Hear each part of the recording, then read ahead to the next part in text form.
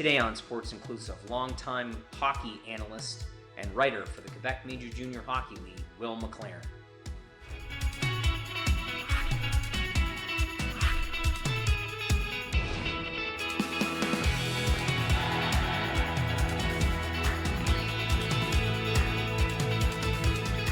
Longtime friend, hockey analyst, and journalist, Will MacLaren. Thanks, Will, so much for coming on the show. Really uncertain times right now. First, obvious question, how are you, and how's Krista and the whole family?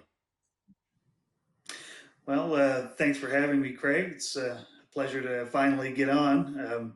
It's unfortunate that it took these circumstances to get on an episode here, given the distance between us now, but things down in Halifax are pretty good. Given the circumstances, as good as could be expected. Wife is doing very well. Our dog is, staying the course, so to speak. We're staying healthy. We're staying cautious, and just doing what hopefully the vast majority of everybody else is doing, just taking the necessary precautions to get through everything. You've been covering the Quebec Major Junior Hockey League for a long time, Will. Unprecedented times here. Really, what's your take on the entire CHL? And I think the Quebec League has done a tremendous job through this ordeal. Yeah, absolutely, Craig. It's unprecedented. Nobody has ever experienced a scenario like this, and I think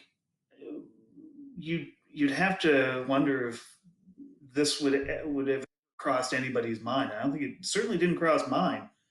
If we were sitting here a month ago and you had told me that we would be done, the CHL season was canceled, just stopped in its tracks, I would not have believed it. And even a month ago, we knew, the circumstances of COVID-19 and the possibility of that, reaching our part of the world. But even with that, it's certainly something you have to experience to understand the magnitude and really what it takes to shut down the entire CHL.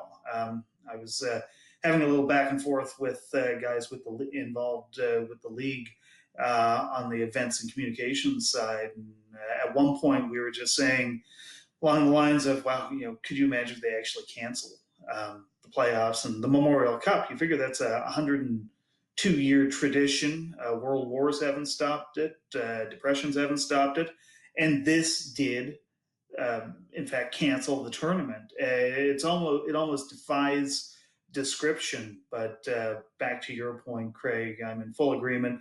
The league, some would say that they'd have no choice, which was true. But the fact that they were as proactive as they were in shutting things down, I think absolutely they're making the right steps. All the right things are being said, and I think the right reasons at heart are certainly being put at the forefront. That's what you have to do in these situations. Well, you've been covering sports for a long, long time, but let's go way back into your Moncton High days. We shared a mentor, believe it or not, Dale Turner.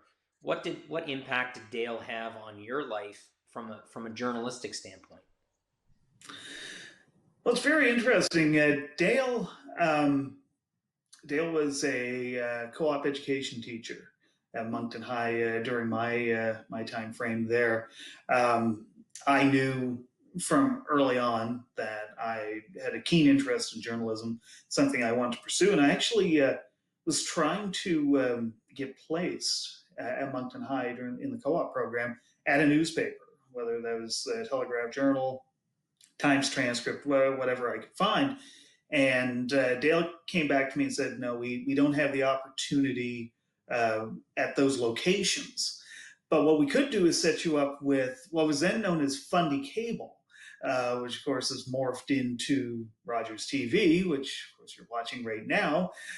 So it's kind of a neat sort of full circle moment that the last 4 or 5 years that I was in New Brunswick. Actually, it's the better part of the last 8 years now that I think about that. I was in New Brunswick.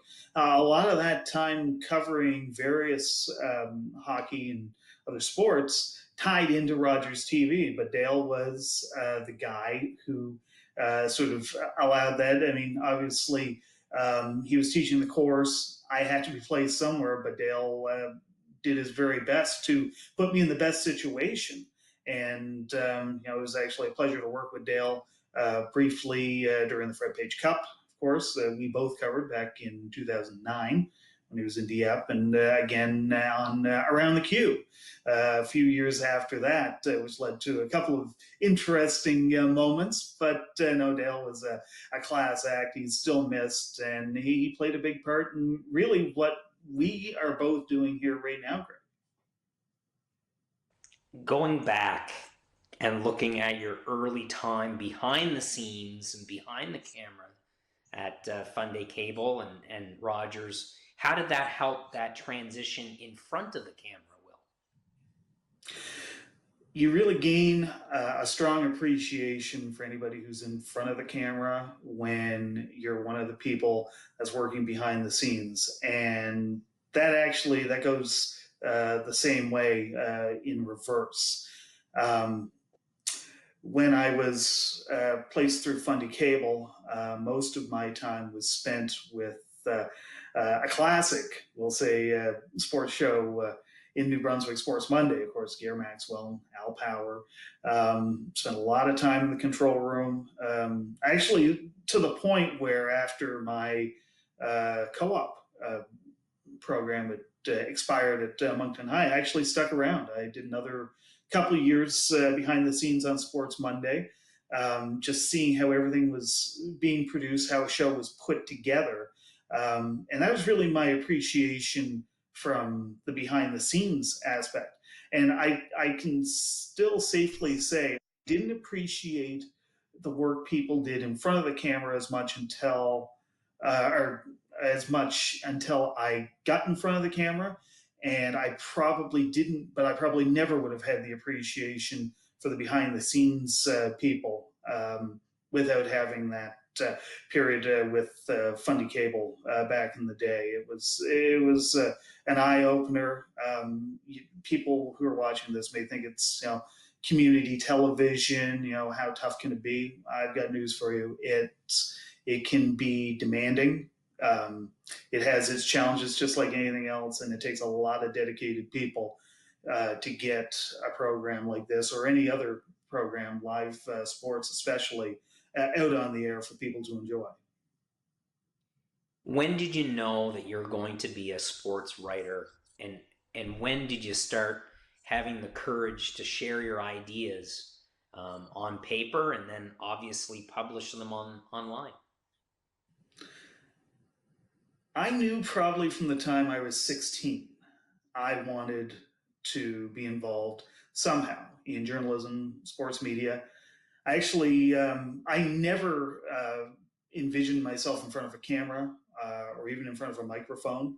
I wanted to be a writer from the get-go. Just so happened that I got waylaid into those other mediums as time went on. But no, from a very early age, you see it so often where kids maybe don't quite know what they want to do or what endeavors they want to pursue at that age. I knew from very early on this was the path that I wanted in some way to take, whether it was a full-time or just a sideline thing. It's become a sideline thing. I'm perfectly happy with that. But it was something that resonated with me more than virtually anything else. And as far as getting my ideas out there, well, Craig, I suppose I don't have to tell you that I'm not afraid of voicing an opinion. And if I think I have an idea, I'm not afraid to share it. And that, be it right or wrong, good or bad, is kind of something that I've had stick with me for most of my time, either as a writer or in broadcast journalism. And I like to think I'm still doing it, so obviously it hasn't bothered too many people along the way. But I think that goes hand in hand with the desire to do the work.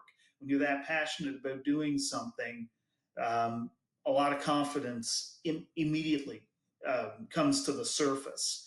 And I think because of that confidence, I've never really had an issue in the sharing of ideas or anything along those lines.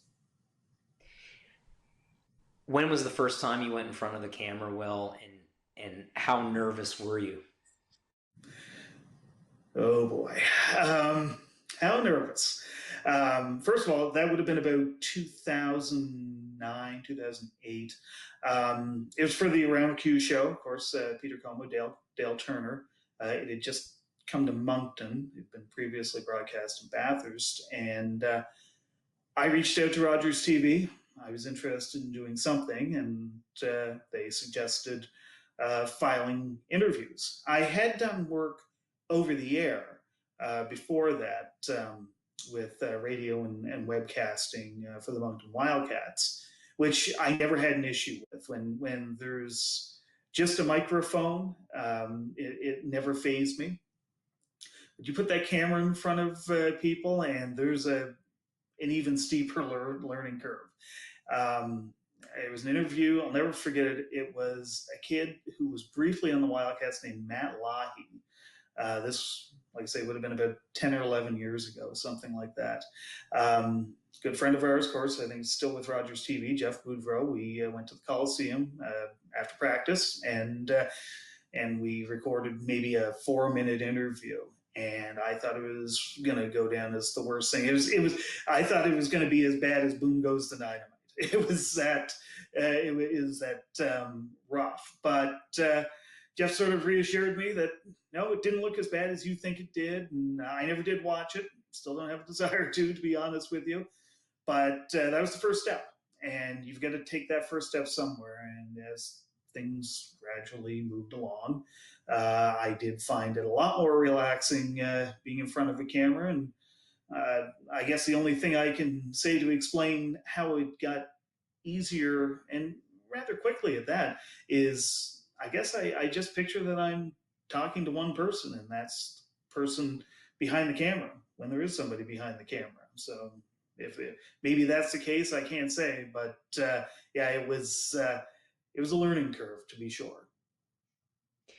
You mentioned the Moncton Wildcats, longtime analyst for the Cats. What impact did Les Studley have on your journey in broadcasting, Will? Well, you talk about, of course, Dale Turner and folks like that from early on, but I think it's probably a safe bet, the safest bet, that you and I aren't having this conversation. I've said this to many people. You know, whether you like what I do or you don't like what I do, you can either thoroughly thank or thoroughly curse Les Studley for me being on this program, for me doing anything TV, radio, webcast related.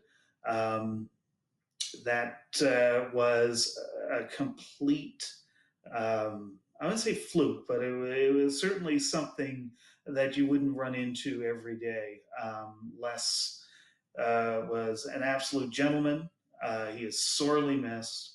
But he's the guy. He's really the guy who sort of put things into high gear for me, and it was just pure circumstance. He was looking for somebody to come on the air during the intermissions. That would have been back in 2005, the year that the Wildcats hosted the Memorial Cup. It was myself, still a good friend, Frank Robidoux, Stefan Paquette, who I know you've interviewed for this program before, Craig.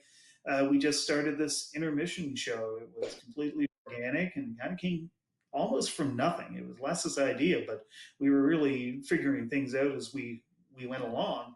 And he just plucked me. I was basically, nobody, so to speak, not to be self-deprecating, but literally plucked out of the bowels of the Coliseum to appear on this program, on this webcast of his. He ended up at the end of the first intermission show that we did, saying something along the lines of, and I was Will MacLaren. Of course, Will, we can look forward to having you on next episode, right? And, well, what do you say in a situation like that? Of course, yes, I will be on that. I will be on next episode, and then one led to another, and It's been a wonderful ride over the last decade and a half, but he was the guy. Les was the guy who got the ball rolling. A lot of advice, probably got more advice out of him in 20 minutes than I did 10 years with most people. And again, sorely missed, but very thankful. Well, thanks, Will. Hold on to the Moncton Wildcats stories. We'll be right back with more Sports Inclusive right after this.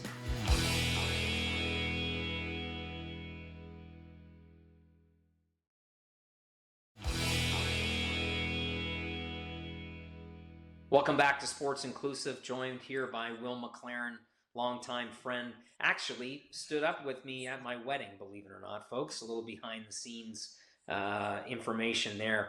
Will, thanks again so much for coming on the show.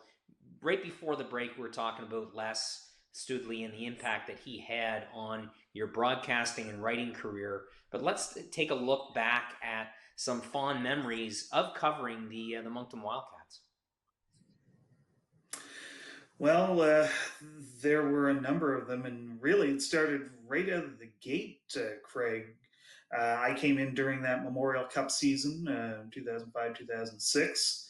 Very long run, obviously, right to the very last day of the CHL season with Moncton and the Quebec Rampart. Um, just a plethora of talent on that team. Between having Josh Torchman in net and Keith Yandel on the back end, still, for my money, one of the most entertaining players that has ever appeared in Moncton. Guys up front, just a ton of talent between Phil Dupuis, Brad Marchand, 17-year-old Brad Marchand, before people he really got into the national spotlight in that regard. So really, yeah, like you say, from year one, that was a tremendous thing to watch. As far as specific players, you could go right all the way through between guys in net like Nick Riopel, Roman Will, who arguably put the Moncton Wildcats in a playoff spot his 1 year in Moncton. Alex Dubois, of course, and the list goes on. On the back end, and up front, just so much talent and so many personalities as well. We've had the pleasure of seeing a few guys that had the ability to not only produce, but produce with a little bit of style. Whether it was somebody like Connor Garland, who could go down and score 125 points a year and have everybody on the opposing bench wanting to climb over and maybe take a swipe at him in the meantime, with that sort of cockiness. Guys like Yandel, as I've already mentioned, there's just been so much, and tremendous people behind the scenes, a lot of whom are still there. Around the rink, even the rink's changed, and some of those people are still there. But that Memorial Cup run, even the 2010 run, I've always said that I kind of appreciated the 2010 playoff run a little more than the 2006 one, in as much as when you're the Memorial Cup host, and I've had the experience of being in a city that's hosted the Memorial Cup now twice, of course, being in Halifax last year, the expectations just go so through the roof. People are so quick to second guess and criticize. It's very much a knee-jerk reaction from everybody, not so much maybe within the organization, but out of all the outliers, fans, people who are watching from afar. 2010, there was no hosting. They won the President Cup. Danny Flynn made 3 or 4 amazingly shrewd deals during the trade period. They got Nick Riopel back, but it was a lot more, say, organic from the standpoint of anybody could have won it. There was no guarantees. You just had to build your team as best you could and hope that you made it there in the end, and that's what they did. And there's something, even as somebody watching from the press box, something very satisfying about watching that whole run. And obviously, it didn't go the way anybody in Moncton wanted to see it go in Brandon, them going 0-3 that year. But at the end of the day, it was very memorable, and that team was special for so many reasons. You talk about special moments. mentioning the Quebec Ramparts and really a memorable interview with Sir Patrick Waugh. That guy, um, he probably summed it up best. I know you and I had spoken about that not too long ago. This is something that I didn't bring up at the time, but I thought of it after the fact, and it sums it up so well. Patrick Waugh has said, anybody, there's everybody in the rink that's booing me, but after the game, they're still asking me for my autograph. And I think that sums things up better than anything anyone could possibly sum it up. Um, Obviously, he did what he had to do to win that Memorial Cup in Moncton, and there was a couple of interviews where he came out and called out Ted Nolan, for example, a head coach. He called out Josh Torchman, starting goaltender for the Wildcats at the time, and um, basically saying that Torchman wouldn't be able to withstand the tournaments, a short tournament. He figured that Torchman would fail at some point, which was not totally true. They did lose the final game, but I think it'd be very tough to completely lay the blame on any one player on the Wildcats in that final. But he did it. He it's kind of like Wayne Gretzky at the 2002 Olympics, where Gretzky got up in front of everybody and basically put all the pressure on himself, took it completely off the team. In the case, of course, of Team Canada that year, they ended up going on to win the gold. Well, Patrick Waugh's Ramparts ended up going on to win the Memorial Cup. He just knew he had to take the heat off his team. He had to be the lightning rod, so to speak, for a week.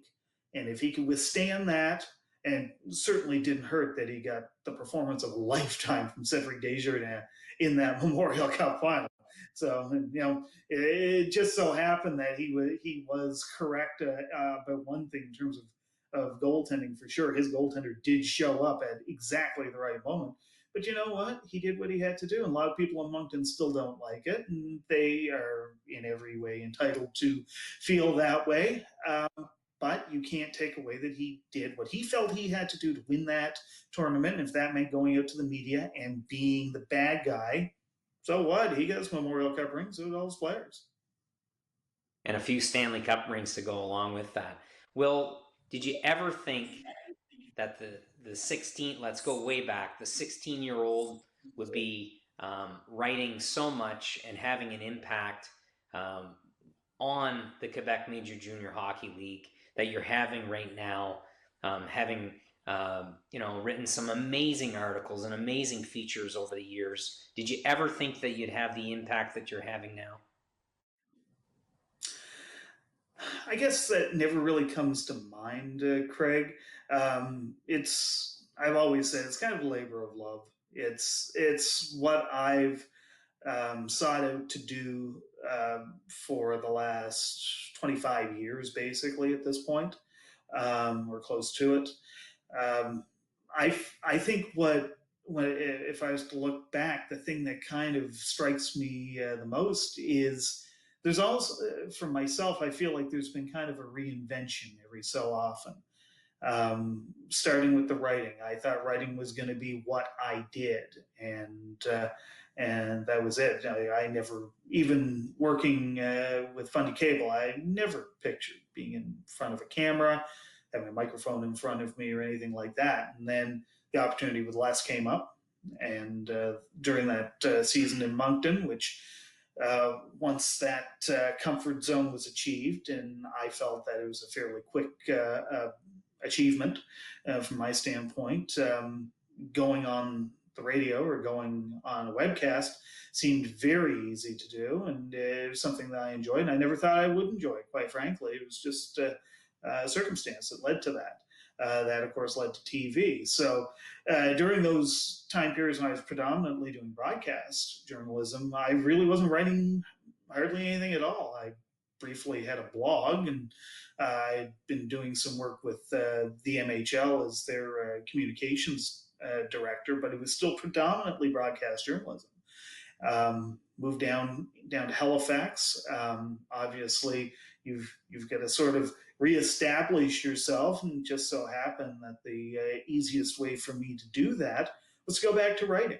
Um, I don't think even 5 years ago I could have pictured myself writing for the league, having that sort of connection between myself and the league, between myself and the readers, and everything that comes with it. I'm just, I'll always say that I'm the most fortunate person to even have the opportunity. I just still picture myself as just some average Joe who just happens to love the game, who's followed the game for pretty much his entire life and loves writing, and had the opportunity to not only combine those two loves, but also share it with a number of people. So I guess my way to wrap up that question is I've pretty much gone wherever the wind has taken me, and I will probably continue to do that for the foreseeable future. But it's been a fun ride in the meantime. Well, Will, thanks so much for coming on the show tonight, and stay safe. And make sure, folks, that you're following Will on social media. Some amazing articles and features on the Quebec Major Junior Hockey League. Stay safe, Will, and thanks again for coming on tonight. Thanks for having me, Eags. Stay safe as well, you and the family, and everybody watching. We will get through this.